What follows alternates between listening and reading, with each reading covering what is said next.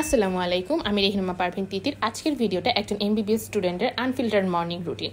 So সকালে ঘুম থেকে উঠেছিলাম মেবি আমি 6টার দিকে। উঠে আমি আমার বিছানা রেডি করলাম, দেন আমি ফ্রেশ হওয়ার জন্য ওয়াশরুমে চলে গেলাম।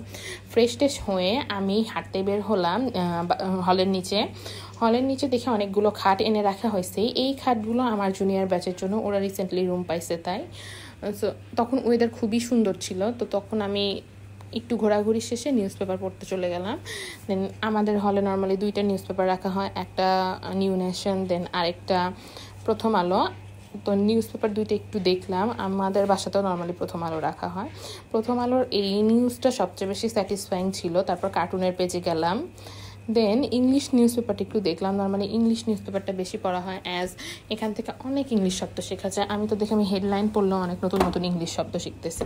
দেন আমি ব্যাকপ্যাক, আমার লেকচার শুরু হওয়ার কথা 8টা 20-এ। সো আমি আমার যেগুলো বই দরকারে ঢুকিয়ে নিলাম। দেন আমি ক্যান্টিন থেকে 2টা পরোটা নিয়ে আসছি, একটা কফি নিয়ে আসছি। কফি নর্মালি খাওয়া আমি ছেড়ে দিছি, as it contains too much sugar, but তাও ক্লাসে ঘুম আসে দেখে আমাকে খেতেই হয়।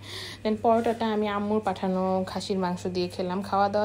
খাওয়ার টাইমে আমি টুকটাক যেগুলো কাজ বাকি ছিল ফোনে স্টুডেন্টদের রিপ্লাই দেওয়া, সেটা অ্যান্সার দিলাম। তোমরা অনেকেই জানো যে আমি অ্যাডমিশন ব্যাচ চালু করছি, তো ওইটাতে ভর্তি হওয়ার জন্য সবাই মেসেজ দিচ্ছিল, ওদের মেসেজের রিপ্লাইগুলো দিলাম। দেন একটা আম কাটলাম, খেলাম। এরপর আমি আমার ক্লাসের জন্য রেডি হওয়া স্টার্ট করলাম। ব্যাগে পানি নিতে ভুলে গেছিলাম, ফ্রিজ থেকে ঠান্ডা পানি নিয়ে গেলাম। এখন ওয়েদার খুবই খারাপ, সো অলওয়েজ পানি ক্যারি করা উচিত সবার। দেন রুমের চাবি নিয়ে রুম লক করে ক্লাসের উদ্দেশ্যে বের হয়ে পড়লাম। ক্লাস শুরু হতে আর 5 মিনিটের মতো বাকি ছিল, তো রুমে যেয়ে লেকচার গ্যালারিতে যেয়ে আমরা সবাই বসলাম।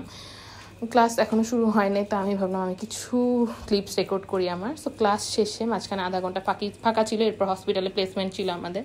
সো রুমে চলে আসলাম, আমার ফেভারিট চকলেটও কিনে নিলাম।